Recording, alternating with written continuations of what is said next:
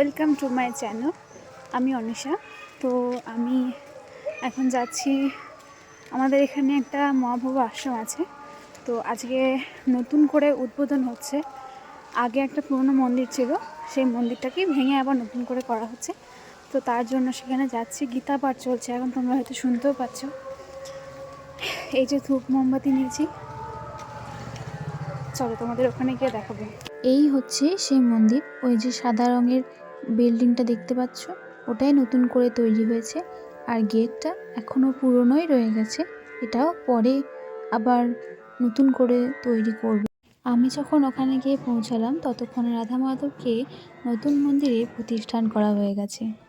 আর এই উপলক্ষে পুরো মন্দিরটা সুন্দর করে গাঁদা ফুলের মালা দিয়ে সাজানো হয়েছে। এর থেকে অনেক সম্মানীয় ব্যক্তিরা এখানে এসে উপস্থিত হয়েছেন। তারই মধ্যে কেউ কেউ ভগবানের কথা বলছেন এবং কেউ কেউ এই মন্দিরের ইতিহাস নিয়ে কথা বলছেন।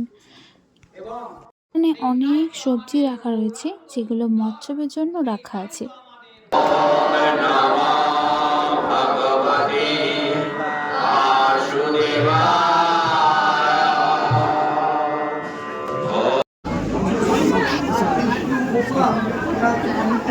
আশ্রম থেকে ঘুরে চলে এলাম, এবার বাড়ি যাচ্ছি। বাড়ি গিয়ে ভাত খাবো।